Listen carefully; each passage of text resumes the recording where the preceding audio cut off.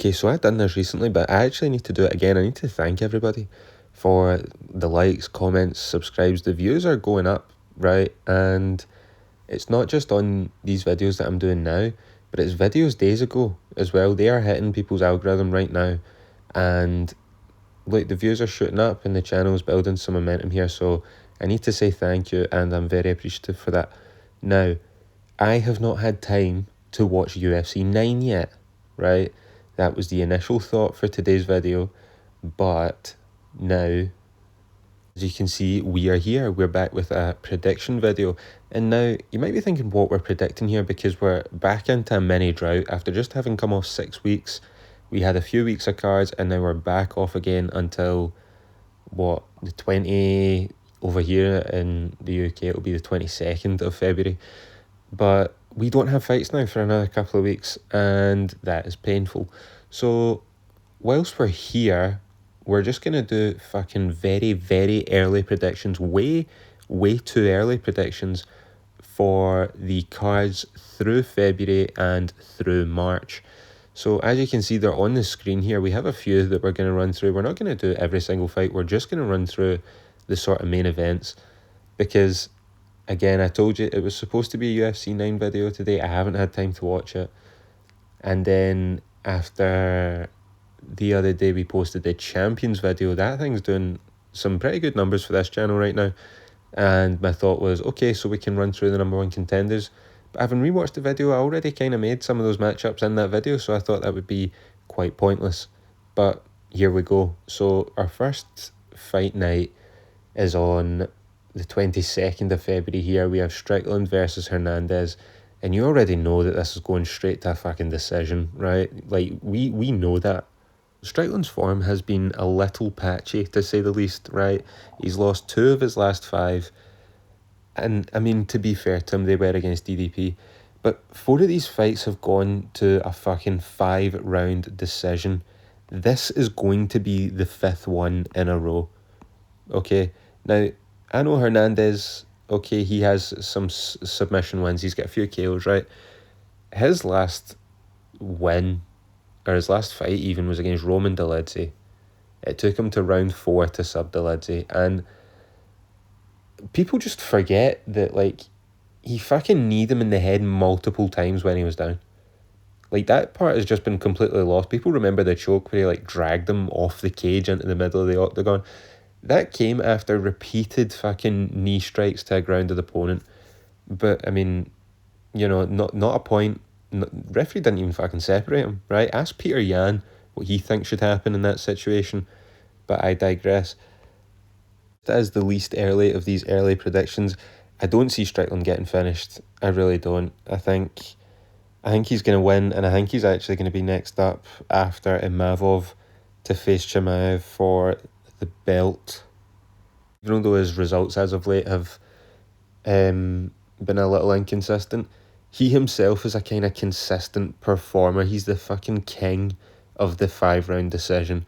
So yeah, Strickland to get this win. Next up, we have Brandon Moreno versus Lerone Murphy. Why is this fight happening? Feel free to leave that in the comments. Why is this happening? Brandon Moreno for the win here. Can understand that he was supposed to fight Asa Almabayev. That was the original fight, had to get cancelled. But how do we go from number 8 Almabayev to 15 Lerone Murphy? Like, again, we don't need nuts and bolts breakdown for this. This fight is literally happening as the main event of fight night, by the way. Literally just so Brandon Moreno can get a win in Mexico. Let's not beat around the bush here. That is why this is happening. Lerone Murphy is coming off the back of getting chinned by number 13 Charles Johnson. So here's your reward. Fight number 6 Brandon Moreno in a fight night main event in Mexico. Yep, that is just real par for the course UFC right now, but that's just the way that it is. Next up, we have... Oh yeah, and by the way, that's Moreno by decision, in case that was in any doubt as well. And to be honest, the circumstances surrounding Kavanagh getting here is kind of why I'm titling this video Making These Predictions Way Too Early. Because, look, see at all these main events and all these fight nights, you're going to get cancellations and you're going to get people that drop out. So That's just how it is. That's why these are way too early. But we have Max Holloway and Charles Oliveira. Now, I will definitely be making a prediction video for this card. Even though, I mean, I had a look over the card and it's okay. It's not anything insane, but it's okay. I just think that Brian Ortega in the co-main of a pay-per-view, or I mean, whatever a pay-per-view is now on Paramount, but Brian Ortega being in that position in 2026 does not bode well for this main event, or this card. But besides that, I mean, look, there's some okay stuff on here. In terms of predicting this fight, I think Holloway. And again, I hate saying by decision again, but this should be a war. And I hate that because Oliveira is one of my favourites, but oh man, I don't know why I cannot get Topuria sliming this guy out. Just, I cannot get it out of my head, and I know that it's only one knockout. And I know that he's won since then. He beat Gamrot very convincingly, but that all took place on the ground. Like, he has not had to absorb a strike yet since Ilia Topuria fucking put him on a shirt last year. And I hate being the guy that's like talking about the age and when guys are past prime or in prime or whatever. But I don't think he's going to get knocked out here, but I can see him getting knocked down a whole bunch. I don't know about getting finished. I don't think it will get finished, but round 5, I can see a 49-46, a 48-47 Holloway. But like, sort of the way that the Holloway-Poirier fight was, where like it was a clear decision, like, okay, the rounds might not have been a complete landslide, but it was clear that Holloway wins. I think that that's what this is going to be here. And I hate that. I don't hate that for Max. I'll enjoy watching Holloway, but I love Oliveira, and I'm not going to enjoy watching him lose here. This is not ideal for me. But next up, we have OAP Emmett versus Kevin Vallejos. And in case anybody was wondering, right, about the state of featherweight right now, Brian Ortega's ranked number 10 and Josh Emmett's ranked number 11, right? This is where we're at. This is where featherweight is at right now. We need all the help we can get, and we are putting Murphy and Evloev together, but we'll come to that. We'll come to that in a minute. I have made my thoughts clear on that. But now, Emmett versus Vallejos, fucking 40 years old Josh Emmett. He's been doing this shit for so long. But yeah, Vallejos by knockout. I know that Josh Emmett doesn't really get knocked out. He's only been KO'd once, like back in 2018, right? It has been a long time. But look, 40 years old, Vallejos is a bit of a fucking knockout artist. I can see him just breaking Josh Emmett here. And honestly, at 40 years old, when you get chinned like at what I'm anticipating is going to happen here, again, way too early predictions. Hopefully this fight still goes on. Vallejos is going to fucking kill Josh Emmett here. And I'm for it. I am really much for it. So, getting on to a fight I've spoken about multiple times. Lerone Murphy, Movsar Evloev on the harrowing UFC London card. I've made my thoughts perfectly clear on this fight. I would so much rather have Lerone Murphy just fight Volkanovski, and you can book the undefeated Lerone Murphy versus Volk for the title. Volk wins, because I think Volk does beat Murphy. And then you feed a can to Evloev for his first fight back. Because his break has been a long one. He then gets the title fight against Volk at 20-0. You get to book that undefeated streak versus Volkanovski. And then that can be Volk's retirement fight. Those are the two names that Volk wanted. Now he's only going to get one of those fights, likely the next one.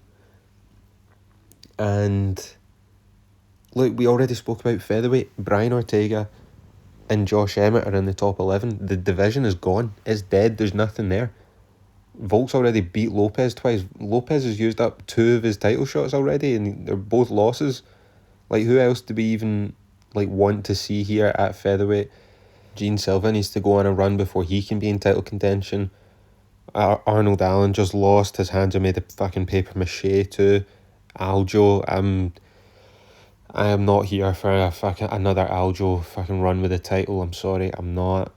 featherweight is just gone at this point. It's not embarrassingly bad like heavyweight. It's just dead. It's somehow worse than that. It's dead. There's no excitement in it. But now that I've gone scorched earth on fucking featherweight, as for this fight, look, Lerone Murphy, no, sorry, not Lerone Murphy, Movsar Evloev by decision. I cannot see past 50-45, 49-46. The undefeated run of Lerone Murphy comes to a end via wet blanket. Like, that's just how it goes. And Evloev will then go on and fight Volk, and Volk won't get that shot against Murphy.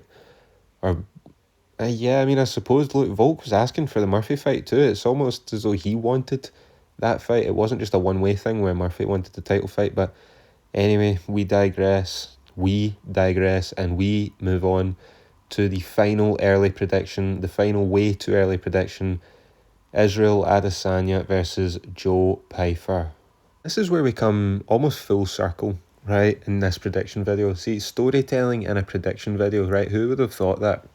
Now, I spoke about Sean Strickland's form, and I said it had been kind of patchy and kind of inconsistent. He has lost twice in his last 5, although they were to the then future champion and then current champion, now former champion, Dricus du Plessis.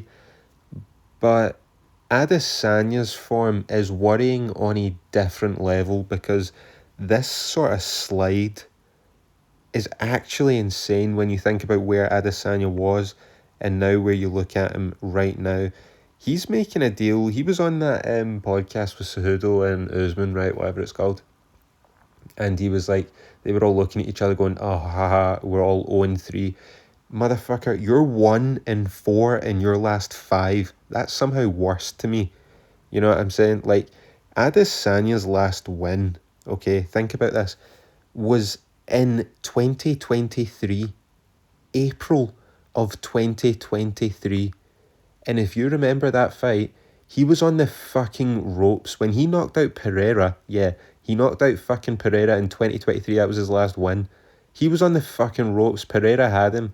And he had that fucking big swing and caught him again, boom, out, shooting the arrows in, we all remember. Don't remind me. But since then, he got beaten in a decision by who else but the king of decisions, Sean Strickland. He then gets subbed by DDP. He then gets KO'd by Imavov. He has lost all 3 ways in his last 3 fights on some fucking Leon Edwards shit. And we've seen how that fucking went for him against Pratis. But this is very concerning. And look, I made fun of Tuivasa, right, saying PFL form and all that, getting PFL ready. And I've done the same to Dan Hooker. And Jailton Almeida actually got cut, by the way, just to throw that in here. That's hilarious. But, but I mean, Leon Edwards too, he's exhibiting some PFL ready form. Adesanya, where I'm almost willing to cut him some slack, because again, Imavov just fucking eye-poked him. Right? Again, that just gets forgotten in all this. He tried to do the Pereira thing where he gets fouled and waves it off and keeps going. He got eye-poked and then almost immediately then chinned. So, I mean, if anything, that's just putting the final nail in the coffin to me, because that's almost like the ego of this man still thinks that he's world champion, and just getting brutally chinned like that. I mean, this is now an Adesanya that can get touched. And, I mean, Joe Pyfer, you look at his record, man, 9 KOs out of 15 wins. He can get it done. See, if this was 3 rounds, I might actually say Pyfer by KO.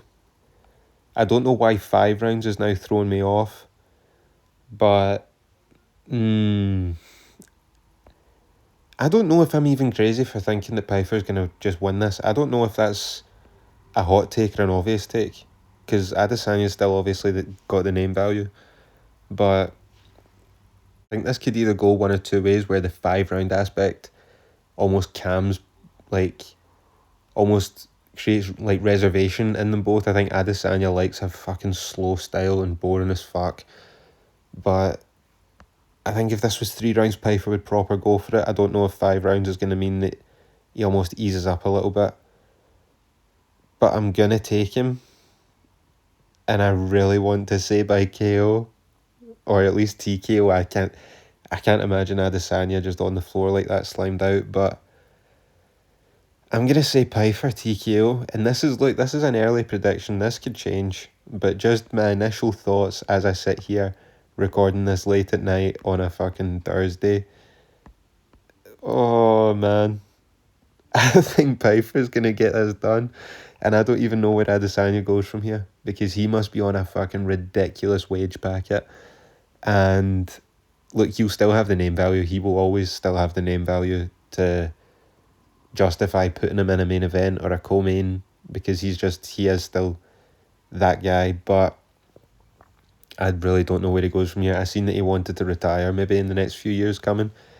Joe Pyfer might send this guy into early retirement. This could be one of those ones, but we'll just need to wait and see. That's not until the end of March, and look, things can change as we get closer to the time, but that is the time for this video up. Thank you very much for watching. Remember to like this video for more, subscribe for more, comment your own thoughts on what you think is going to happen in all these main events. What main event are you looking forward to the most, and what one are you dreading to watch? We should have UFC 9 ready to go very shortly. That should be the next video. Don't hold me to that, but I'm holding myself to that. UFC 9 should be the next video, and that will probably be tomorrow. Probably. Again, don't hold me to it. I'll hold myself to it. You don't hold me to it. But yeah, like, subscribe, comment, all that good stuff, and I will see you all next time.